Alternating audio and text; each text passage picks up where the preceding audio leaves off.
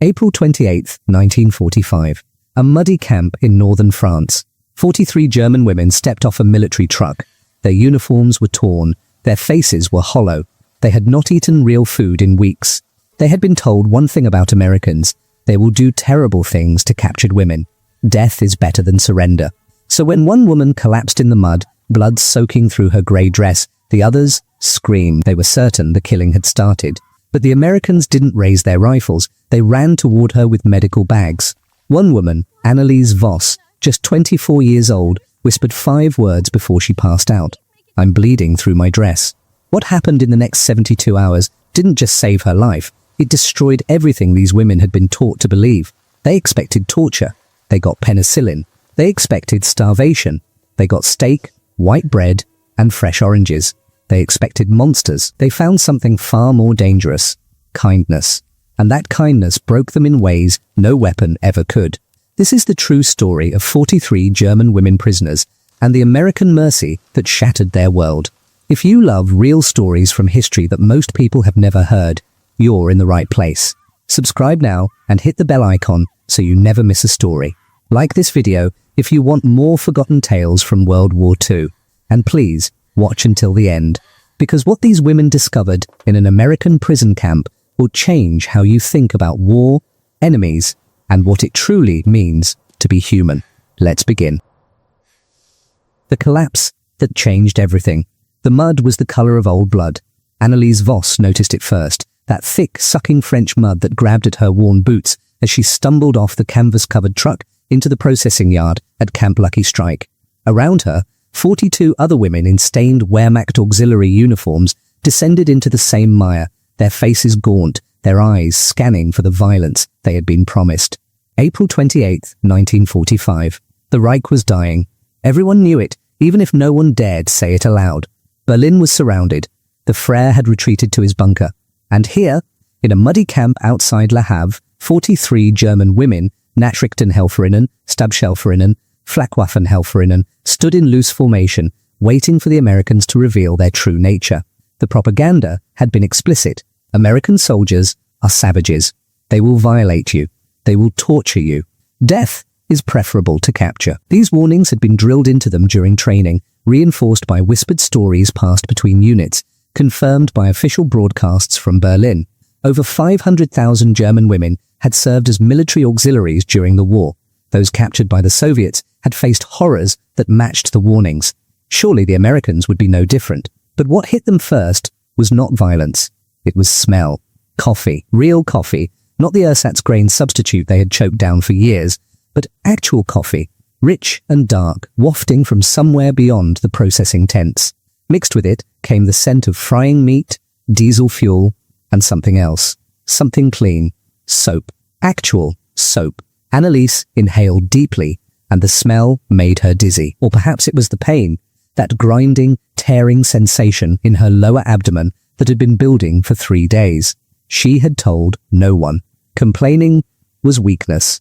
Weakness invited death. So she had pressed her hand against her stomach during the transport, bitten her lip until it bled, and prayed to a god she was no longer certain existed. Now standing in the mud, she felt something warm running down her inner thigh. She looked down. Her grey uniform dress was darkening at the hem.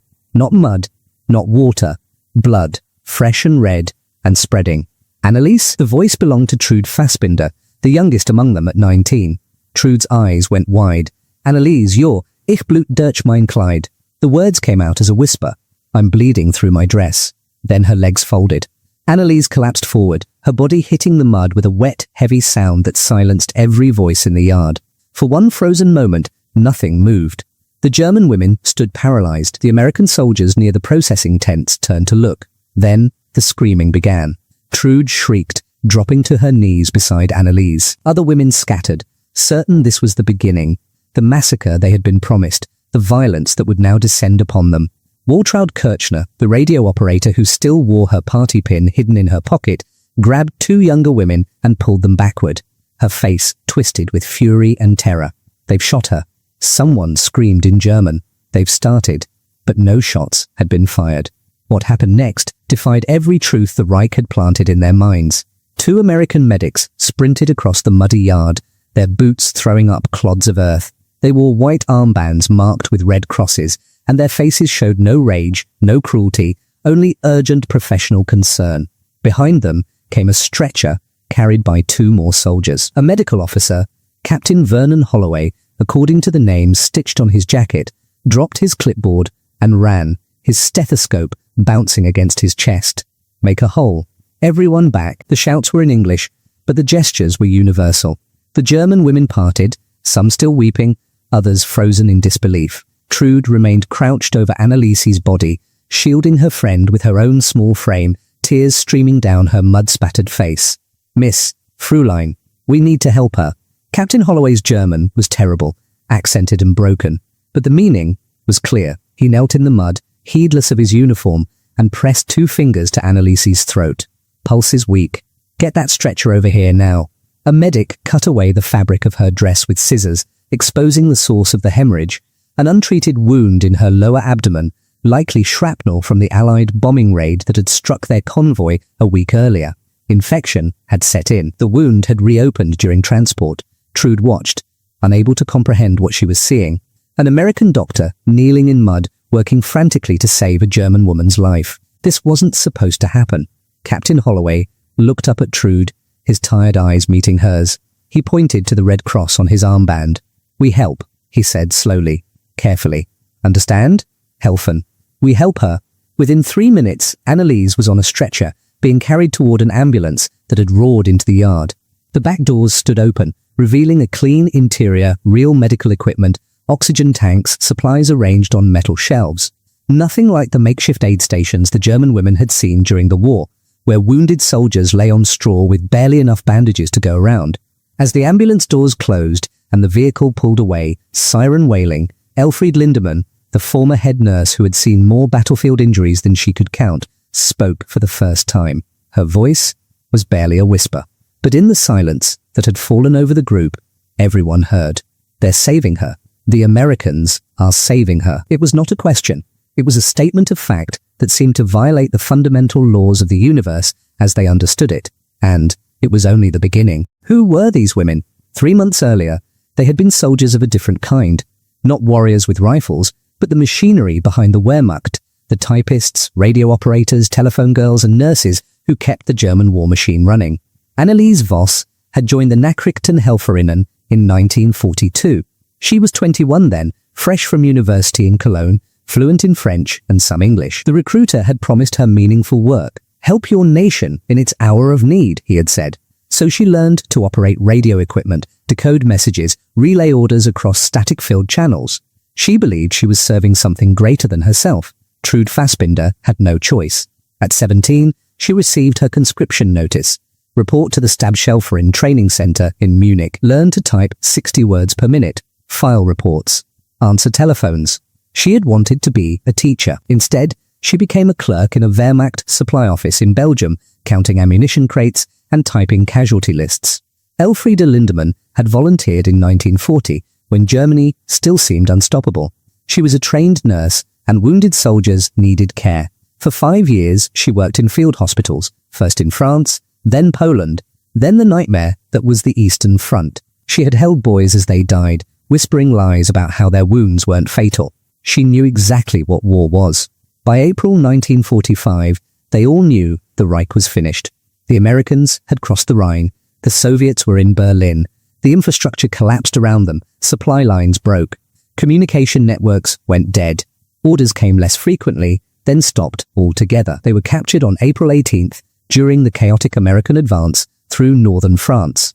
Their unit, a signals company attached to a Wehrmacht garrison, had been retreating eastward when American armored columns cut them off. The male soldiers surrendered immediately.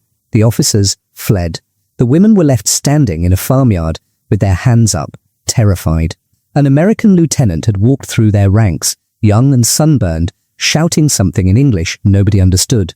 Eventually a German-speaking sergeant translated, "You're prisoners of war. You'll be processed and transported to a holding facility. Follow orders and you won't be harmed. You won't be harmed." The words meant nothing. They had been told what capture meant. During training, the instructors had been explicit. If you are captured by the Bolsheviks, They will rape you and kill you. If you are captured by the Americans, they will do the same. They simply hide it better. The Americans are hypocrites. They speak of civilization while committing atrocities.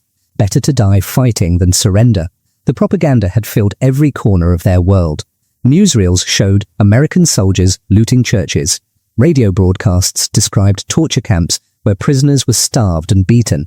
One particularly vivid poster, plastered across barracks walls, showed a brutish American GI towering over a terrified German woman, the caption reading, "This is what surrender looks like." So when the trucks came to transport them westward, the women prepared for death. The journey took 8 days. They traveled in covered military trucks, 43 women packed together on wooden benches.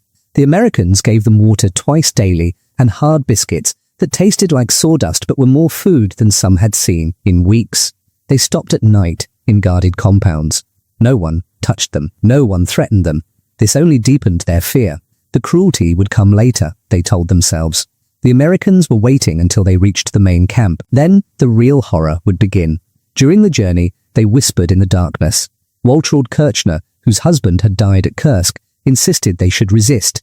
If they try to dishonor us, we fight. We die with dignity. She still believed every word the Frere had spoken. Germany was righteous. The enemy was evil. Defeat was temporary. Sieglinde Bachmann wasn't sure what to believe anymore. She had operated telephone switchboards in Frankfurt, connecting calls between officers who spoke of wonder weapons that never came and victories that turned into retreats. She had heard things she wasn't supposed to hear. The gap between official truth and reality had grown too wide to ignore. Elfriede said little. She had seen too much death to waste energy on speculation. Whatever came next would come. Rage wouldn't stop it. Faith wouldn't prevent it. She simply sat with her hands folded, watching the younger women wrestle with their fear. Trude prayed silently, clutching a small wooden cross her mother had given her. She was 19 years old. She had never kissed a boy, never lived alone, never made a real choice about her own life. Now, she was a prisoner, traveling toward an unknown fate in the hands of an enemy she had been taught to fear more than death itself. Then, Anneliese had collapsed in the mud, and everything they believed began to crack. The ambulance that took her away wasn't a trick. The medics who cut away her dress weren't monsters. The doctor who knelt in the mud wasn't pretending. They were trying to save her life. Why? The question hung over the remaining 42 women as American soldiers led them toward the processing tents. If the enemy was truly evil, why save one bleeding German woman? If Americans were the savages they had been warned about, why were there medical personnel instead of executioners? One answer was possible. Everything they had been told was a lie. But if that was true, what else had been lies? The question was too dangerous to speak aloud. But as they walked through the mud toward the tents, passing American soldiers who looked bored, not bloodthirsty, every woman felt it growing in her chest. Doubt. Small and terrible, and impossible to ignore. The tent smelled like disinfectant and canvas. The 42 women stood inside, blinking in the filtered light. Signs hung from support poles in both German and English: Registrierung, registration, medizinische Untersuchung, medical examination, Versorgung, supplies. Someone had taken the time to translate. That small detail registered in minds trained to notice everything. An American woman sat behind a folding table with a typewriter. She wore a Red Cross armband and looked tired but professional. She spoke through a translator, a German-American corporal who looked almost as uncomfortable as the prisoners. Name, age, unit assignment, where you were captured. The questions were simple, clinical, not accusatory. Trude went first because she was standing closest. Her voice shook as she gave her answers. The woman typed without looking up, her fingers quick on the keys. When Trude finished, the woman glanced up briefly and nodded. Not a smile, not hostility, just acknowledgement. Next, one by one, they answered the same questions. The process took an hour. No one was struck. No one was insulted. It was simply paperwork, boring, methodical, and strangely normal. Then came the medical examinations. This was where the women expected the nightmare to begin. A female American soldier led them behind a canvas partition. Trude's hands began to shake. Waltraud whispered fiercely to the woman beside her, "Stay strong. Don't let them see fear." But when they stepped through, they found something impossible. Female nurses, 4 of them. American women in crisp uniforms with Red Cross insignias. Not male soldiers, women. The lead nurse was older, perhaps 35, with dark hair pinned back and calm eyes. She spoke through the translator in a voice that was firm, but not harsh. "We will examine each of you for injuries and illness. This is required by the Geneva Convention. You will be treated with respect. If you are injured, you will receive medical care. If you are sick, you will receive medicine. Geneva Convention." The words sounded like fantasy. "You will undress behind privacy curtains," the nurse continued. "One at a time. You will be given a robe. The examination will be conducted by female medical personnel only. Privacy curtains?" Trude was motioned forward first. A nurse led her to a section divided by white sheets hanging from a metal frame. The nurse handed her a cotton robe and then, impossibly, turned her back, gave her privacy. Trude stood frozen, holding the robe, unable to process what was happening. For 2 years she had lived in crowded barracks where privacy didn't exist. She had changed clothes in rooms packed with 50 other women. She had used latrines with no doors. Privacy was a luxury from a previous life. Now, an American nurse was offering it to a German prisoner. Slowly, Trude removed her filthy uniform. The nurse kept her back turned until Trude whispered, "Fertig, ready." The examination was thorough, but gentle. The nurse checked her eyes, ears, throat, listened to her heart and lungs with a stethoscope, asked questions through the translator about pain, injuries, illness. When she found lice in Trude's hair, inevitable after weeks without proper washing, she didn't recoil in disgust. She simply made a note on a chart. "Delousing treatment will be provided after your shower," the translator explained. "Standard procedure for all incoming personnel. You'll also receive clean clothing." Shower? One by one, the others went through the same process. Some emerged from the examinations with bandages on wounds they had been hiding. Others received medications for infections. Elfriede, with her nurse's training, watched the American procedures with professional attention. She recognized the protocols, proper hygiene, organized record-keeping, genuine medical care. This wasn't theater. This was real medicine. When it was Elfriede's turn, the examining nurse was Lieutenant Lorraine Cobb, older, perhaps 40, with grey streaking her brown hair. She worked quickly and competently.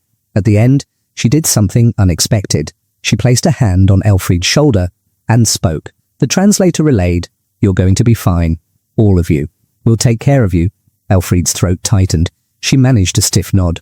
The nurse smiled briefly before moving to the next patient. After medical checks came the part they had dreaded most. They were led to another building, wooden, long, with steam rising from vents. A shower facility. This was it, they thought. This was where the humiliation would happen. Mass showers. No privacy. Guards watching. But inside, they found individual stalls.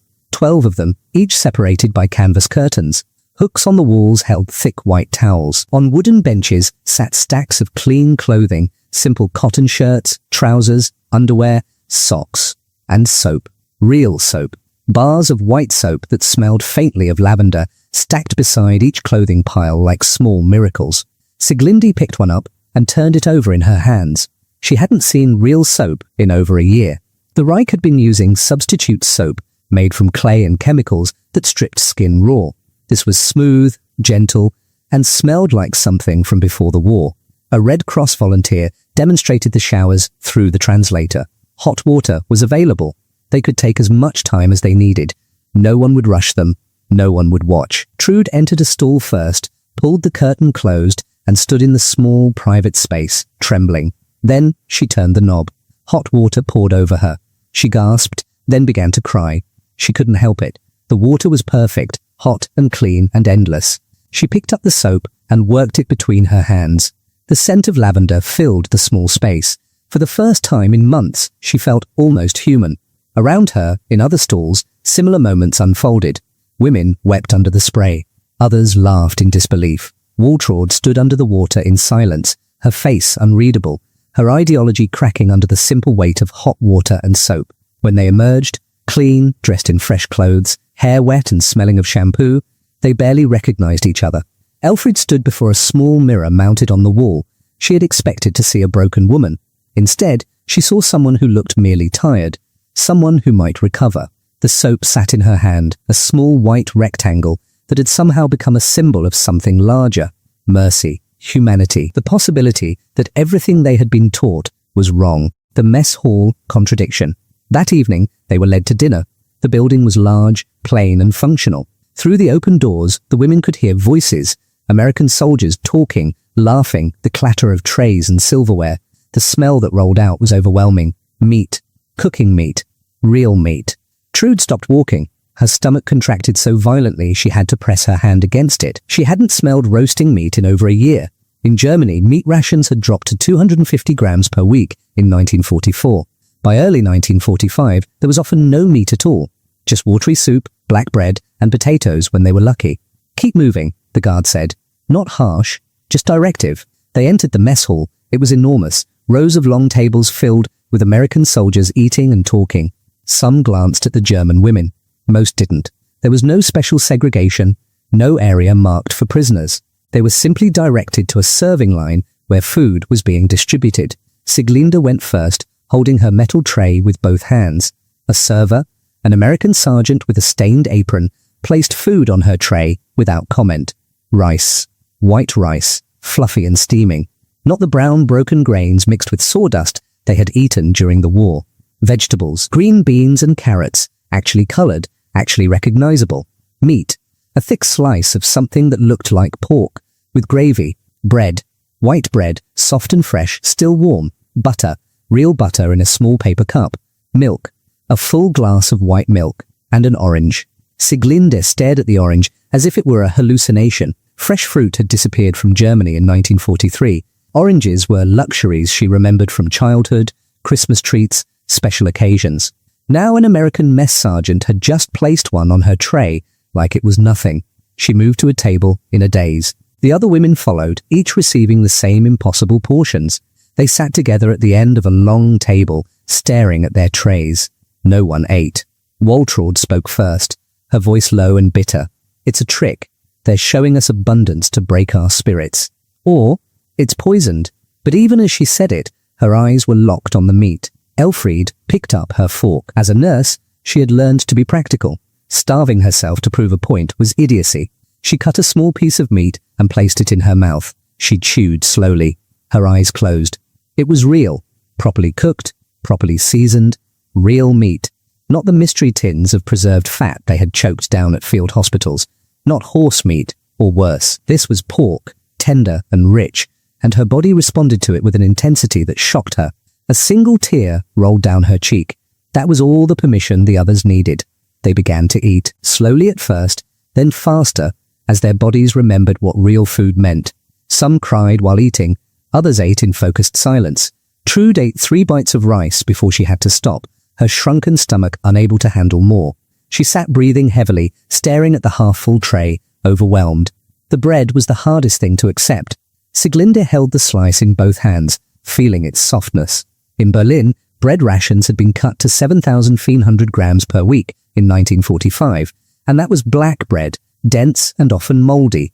This was white bread, soft, fresh, the kind of bread that hadn't existed in Germany since before the war. She took a bite and nearly sobbed at the taste. Across the table, another woman whispered in German, "How can they have so much?" We were told America was collapsing, that their economy was broken, that they were desperate and weak. But this, she gestured at her tray, at the half-eaten meal that was more food than she had seen in weeks. This isn't weakness. This is power. The observation settled over the table like a weight. It was true. Everything they had been told about America, that it was decadent, failing, on the verge of collapse, was being dismantled with every bite. The propaganda had promised them that Germany's discipline and sacrifice would overcome American softness. But Germany was starving in ruins while America had so much food it could feed enemy prisoners like this. The orange became a symbol. Trude held hers in both hands, unable to peel it. The color alone was almost painful to look at. Bright, vivid orange, in a world that had been grey for so long. She brought it to her nose and inhaled. The citrus scent exploded in her senses. Finally, she peeled it. Juice ran over her fingers. She separated one segment and placed it in her mouth. The sweetness was almost unbearable. After years of bland food, the intensity of flavor was shocking. Juice ran down her chin. She didn't care. She ate slowly, making each segment last, while tears streamed down her face. An American soldier at a nearby table noticed. He was young, maybe 20, with red hair and freckles. He caught Trude's eye and gave a small, awkward nod. Not mocking, not cruel, just acknowledgement. She looked away, ashamed of her tears, ashamed of her hunger, ashamed that the enemy had given her an orange and she had devoured it with gratitude. That night, back in their assigned barracks, the women lay in real beds with real mattresses and blankets. Each woman had her own bunk. Privacy curtains could be hung for those who wanted them. Waltraud spoke into the darkness, her voice hard. They're trying to make us forget. They feed us so we'll feel grateful. So we'll betray everything we believed. No one answered immediately. Then Elfried's voice came, quiet but clear. Or perhaps they're just following their own rules. The Geneva Convention requires proper food for prisoners. Maybe this isn't strategy. Maybe this is simply what they do. Even for enemies? Especially for enemies. That's what separates civilization from barbarism. The words hung in the dark barracks. Outside, the camp was quiet, except for distant voices and the sound of trucks moving supplies. 42 German women lay in clean beds, their stomachs fuller than they had been in months, their minds wrestling with a truth that refused to fit into the framework they had carried across France. The enemy had shown them mercy, and that mercy was harder to bear than cruelty would have been, because cruelty they understood. Mercy required them to see their captors as human, and once you saw the enemy as human, everything became complicated. The routine began the next morning. A schedule was posted on the barracks wall, printed in both German and English. It was regimented, but not cruel. It was simply order. The kind of structure military life had always followed. Work assignments were light. Some women were sent to the kitchen to help prepare meals. Others worked in the laundry, washing linens and uniforms. A few, including Elfried with her nursing background, were asked to assist in the camp infirmary. But what shocked them most wasn't the work. It was the payment. On the third day, each woman received an envelope containing camp scrip, paper money that could be spent only in the camp canteen. The amounts were small, roughly $2 per week, but the principle was staggering. They were being paid for their labor. Sieglinde stared at the bills in her hand as if they might vanish. This makes no sense. We're prisoners. Why would they pay us? The translator, Corporal Floyd Jernigan, explained through the wire fence. Geneva Convention, Article 62. Prisoners of war shall be paid for their work. It's the law. The law. As if law still meant something. As if rules applied even to enemies. The canteen was another revelation. A small building where prisoners could buy cigarettes, writing paper, stamps, soap, chocolate, even magazines. The prices were low, affordable with their wages. On her fourth day, Sieglinde bought a chocolate bar. She spent 50 cents, half her first week's earnings, on something frivolous, something sweet. She ate it slowly in the barracks that evening, letting each piece melt on her tongue, marveling at the taste of real chocolate after years of nothing. Trude used her money to buy writing paper and a stamp. Letters were allowed, though censored. She wrote to her mother in careful script. I am alive. I am in France, in an American camp. I am being treated according to international law. Please do not worry. I hope you are safe. I do not know when I will return, but I am well. She didn't mention the soap, the hot showers, the chocolate, the orange. Those truths were too complicated for a censored letter. How could she explain that she was living better as a prisoner than her mother likely was as a free woman in the ruins of Germany? The library was Trude's discovery. It was a small room in one of the administrative buildings, lined with shelves holding books in several languages. A sign on the door read, Bibliothek/Library, open 1400-1700 daily. The librarian was Mrs. Opal Hennessy, a Red Cross volunteer in her 50s with grey hair and kind eyes. She sat behind a desk stamping cards, organising returns. Trude entered nervously, uncertain if prisoners were truly allowed. Mrs. Hennessy looked up and smiled. Not a forced smile, a genuine one. Come in, dear. Are you looking for something to read? Trude didn't understand the English words, but the gesture was clear.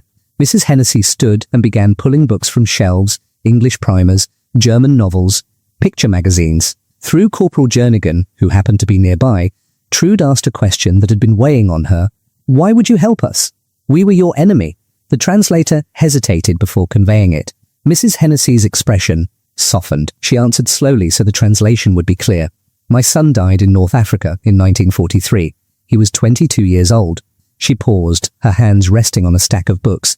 Hating you won't bring him back. But maybe teaching you to read English, maybe helping you learn, maybe that builds something better. Maybe that's what he would have wanted. Trude stood silent, the books heavy in her arms. The idea that a woman who had lost her son could choose grace over revenge violated everything she understood about the world. 2 weeks after their arrival, Anneliese returned from the hospital. The women gathered around her in the barracks, touching her arms to confirm she was real. She looked transformed, colour in her cheeks, weight returning, the wound properly healed with clean white bandages. They gave me penicillin, Anneliese said, sitting on her bunk. Real penicillin, not the substitute drugs we used in the field. They operated, cleaned the infection, stitched me properly. The doctors explained everything through a translator. They asked my permission before each procedure. She placed her hand over the healing wound. I thought I was going to die. I wanted to die because I thought death was better than what the Americans would do. But they saved my life. They used their medicine, their skills, their resources on an enemy. I still don't understand why. The question hung in the air. No one had an answer. Small kindnesses accumulated like snow. Corporal Chester Kowalski, a young guard from Chicago, tried to learn German phrases. His pronunciation was terrible. Guten Morgen came out as Guten Morgen, but the women appreciated the effort. One morning, Trude tripped on loose boards in the pathway and scraped her knee badly. Before she could stand, Kowalski was there, helping her up, radioing for medical help. He looked genuinely worried. "You okay?" he asked in broken German.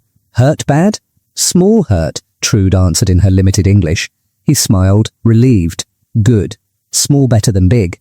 It was a tiny exchange, almost meaningless, but it represented something larger, basic human connection across enemy lines. At night, the women talked in whispers. I believed in the Frere. One woman confessed in the darkness. I believed we were righteous, that we were saving Europe from decadence. But if we were right, why are we the ones starving in ruins? Why does the enemy have so much they can give oranges to prisoners? Waltraud still resisted. They're trying to break us, make us forget our loyalty. But her voice lacked conviction now. Even she had accepted the food, used the soap, slept in the clean bed. Elfried spoke carefully. I think we were lied to. Not just by the government, but by ourselves. We wanted to believe Germany was special, destined for greatness. But the truth is simpler. We were people caught in a war started by leaders who valued power over humanity. Letters began arriving from Germany. The news was devastating. Cities in ruins, starvation widespread, millions homeless. The contrast between their treatment and their families' suffering created crushing guilt. Sieglinde received a letter from her sister. "We have bread twice a week, if we're lucky.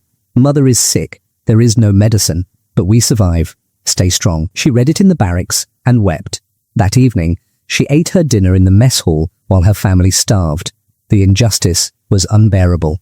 Yet refusing food wouldn't feed her sister. Dying wouldn't save her mother. So she ate, and hated herself for being grateful. The cracks in their ideology widened daily. Each small mercy, each act of basic decency, each moment of unexpected humanity, war, but the collision of everything we believed with reality. Some of us changed completely. Some changed a little. Some are still struggling. But we've all been marked by this. We can't pretend it didn't happen. She paused, her voice strengthening. Germany will be different too. Devastated, yes. Defeated, yes. But also rebuilding. Maybe we can be part of that. Maybe what we learned here, about democracy, about rights, about mercy, maybe those lessons are what Germany needs now. The ship home was American, clean and well-maintained. The women travelled in cabins, not cargo holds. They ate regular meals, slept in real bunks. Even in departure, the standards remained. Trude stood on deck as the French coast disappeared behind them. She felt as if she were leaving more than a place. She was leaving a version of herself, the girl who had believed the propaganda, who saw the world simply, who never questioned. That girl had died somewhere between the dock and the hospital, between fear and understanding. Germany in 1946 was unrecognizable. When their ship docked in Hamburg, Trude saw a landscape of rubble. Cities that once buzzed with life were fields of destruction. People moved like ghosts, thin, hollow-eyed, wearing whatever they could find. Children begged. Old women sold possessions for bread. Trude found her mother living in a shelter built from scavenged wood. When they embraced, Trude felt her mother's bones through thin clothing. The guilt crashed over her. She was healthy, carrying soap and chocolate as gifts. Her mother was starving. But her mother didn't accuse. She simply held her daughter and wept with relief. Later, when Trude tried to explain the camp, her mother listened without judgment. You survived, she said finally. That's what matters. Now you can help us rebuild. Over the following years, that's exactly what they did. Trude used her English to work with American occupation forces, translating documents, building bridges between occupiers and occupied. She saw the same contradiction. The nation that had bombed Germany now helped rebuild schools and hospitals. Anneliese became a teacher, educating German students about international law and human rights. Elfriede returned to nursing, working in a hospital with American military doctors, learning new techniques, sharing knowledge. Sieglinde married, had children, and told them stories about the war, not the propaganda version, but the truth. The soap that smelled like lavender, the orange she tasted, the American nurse who held a patient's hand, the colonel who spoke of mercy as choice. What did it teach you? Her daughter asked years later. Sieglinde thought carefully. It taught me that people are more complicated than we want them to be, that enemies can show kindness, that nations can be brutal and merciful both, that the world doesn't fit simple stories. It taught me that surviving isn't just staying alive, it's staying human, and mercy is harder to carry than hatred, but it's the only thing that lasts. They had entered captivity as believers in the Reich. They left as students of a different truth, that humanity persists even in war's darkest hours, and that choice matters more than ideology. The story of these 43 German women is one thread in a light chipped away at the certainty they had carried. The Reich had taught them that Americans were monsters, but monsters didn't pay prisoners' wages. Monsters didn't provide libraries. Monsters didn't ask permission before surgery. Slowly, painfully, the women began to understand everything they had believed was built on lies, and now they had to decide what to build in its place. Winter came to Camp Lucky Strike, bringing cold rain and grey skies. In December 1945, the announcement arrived. Repatriation would begin in January. Ships would take them home to Germany. The women should prepare to leave within weeks. The news should have brought joy. Instead, it brought dread. Trude lay in her bunk that night, listening to rain drum on the roof, and realized she was afraid to go home. Not afraid of the journey, but afraid of what she would find. Afraid of her mother's eyes looking at her healthy face. Afraid of neighbors asking what captivity had been like. Afraid to admit she had lived better as a prisoner than they had lived free. More than that, she was afraid of losing something she had gained here. A certain clarity. In this camp, stripped of propaganda, she had seen people at their most basic, capable of cruelty and kindness both. Not demons, not angels, just humans. Going home might mean returning to the old lies, the old certainties, the old ways of seeing the world in simple terms. She wasn't sure she could do that anymore. Anneliese's transformation was most visible. The woman who had collapsed bleeding in the mud was gone. In her place was someone stronger, clearer, more thoughtful. The scar on her abdomen would always remind her how close she had come to death and how American medicine had saved her. One afternoon, Anneliese requested a meeting with the camp commander, Colonel Harlan Presley. With Elfriede and Trude accompanying her, she entered his office. Colonel Presley was a quiet man in his 50s with tired eyes. He invited them to sit and asked what they needed. Anneliese spoke in careful English, words she had been practicing for weeks. Colonel, I want to thank you. When I collapsed, I believed I was dying. I believed Americans would let me die or kill me. I was wrong. You saved my life. You gave me medicine, surgery, care. You treated me like a human being when I expected to be treated like an animal. I don't understand why, but I am grateful. She paused, gathering herself. We were taught to hate you. We were taught you were evil. But you showed us kindness when you could have shown cruelty. You gave us dignity when you could have taken it. You changed how I see the world. That is a gift I didn't expect and don't deserve, but I will carry it for the rest of my life. The colonel was quiet. Then he spoke gently. Miss Voss, we did what any civilized nation should do. We followed the Geneva Convention because it represents the best of human behavior during the worst times. War is terrible, but it doesn't have to destroy our humanity. I'm glad you recovered, and I hope when you return to Germany, you'll remember even enemies can choose mercy. Anneliese bowed deeply. The colonel returned it, less practiced, but sincere. In that moment, the distance between prisoner and captor disappeared. They were simply two people acknowledging shared humanity. The night before departure, the women held a final gathering. Elfriede stood and spoke to the group. We survived something impossible. We survived not just the larger tapestry, Thousands of Axis prisoners experienced similar awakenings in Allied camps during World War II. Each story matters because each represents a human being confronting the gap between propaganda and reality, between hatred and understanding. As Anneliese told her grandchildren before she died in 2001, the Americans didn't break us with cruelty, they broke us with kindness. And that breaking hurt more than torture could have, because it forced us to see them as human. Once you see your enemy as human, you can never hate the same way again. That's the lesson. That's why the soap mattered more than the bombs. The greatest weapon wasn't military might. It was the choice to treat enemies with dignity. That choice echoed across generations, proving that even in war, mercy can be more powerful than vengeance. This is why these stories must be told. They remind us that humanity is always a choice, and that choice defines us more than any victory or defeat ever could.